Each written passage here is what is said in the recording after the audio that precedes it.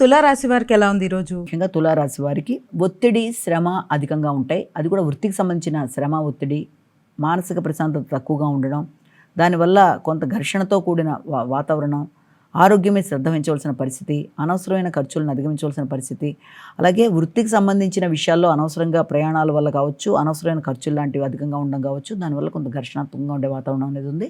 ఆ విషయంలో కుటుంబంలో వ్యక్తులతో, భాగస్వామితో కావచ్చు, కుటుంబ సభ్యులతో కావచ్చు ఘర్షణాత్మకంగా ఉండడం కానీ, లేకపోతే వారితో ఘర్షణగా మాట్లాడే పరిస్థితులు లాంటివి ఏర్పడడం కానీ ఉండే అవకాశం ఉంది. ముఖ్యంగా సంతాన వర్గంతో కావచ్చు, కుటుంబ సభ్యులతో కావచ్చు మాట్లాడేటప్పుడు ఎక్కువ ఘర్షణలకి అవకాశం లేకుండా జాగ్రత్తగా వ్యవహరిస్తూ సమస్యలను అధిగమిస్తూ ముందుకు వెళ్ళడానికి ప్రయత్నం చేయాలి. వృశ్చిక రాశి.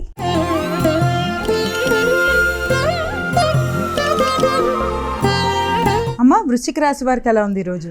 వృశ్చిక రాశి వాళ్ళకి ఆర్థిక విషయాలు అనుకూలంగా ఉంటాయి. ఆశించిన పనులలో విజయం సాధిస్తారు. వ్యక్తుల యొక్క సహకారం బాగుంటుంది. సామాజిక సేవ చేస్తారు. తండ్రి యొక్క ఆరోగ్యం అనుకూలంగా ఉంటుంది. చిన్ననాటి మిత్రులు కలుస్తారు.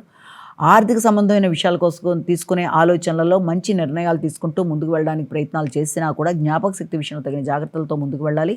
ముఖ్యంగా స్థిరాస్తులకు సంబంధించిన విషయాలు, వారసత్వ ఆస్తుల విషయంలోనూ పెద్దలతో వ్యవహరించేటప్పుడు, మీ ఆలోచనలని వారి ముందు వ్యక్తపరిచేటప్పుడు అధిక ఆత్మవిశ్వాసంతో కాకుండా వినయంగా వ్యవహరిస్తూ మంచి ఫలితాలు సాధించడానికి ప్రయత్నం చేయాలి. ధనస్సు రాశి.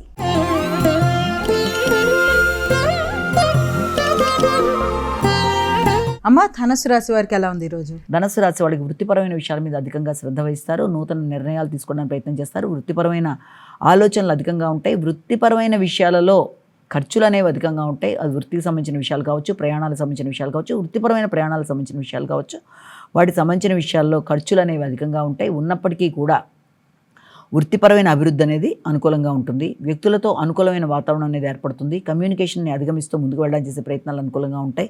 అలాగే మీ ఆలోచనల విషయంలో అధిక ఉద్వేగాల్ని అధిగమిస్తూ ముందుకు వెళ్ళడానికి ప్రయత్నం చేయాలి. సంతాన వర్గం యొక్క అభివృద్ధి విషయంలోనూ, వారి యొక్క ఆలోచనల విషయంలోనూ మీరు ఎక్కువ శాతం దృష్టి కేటాయిస్తూ ముందుకు పెడతారు.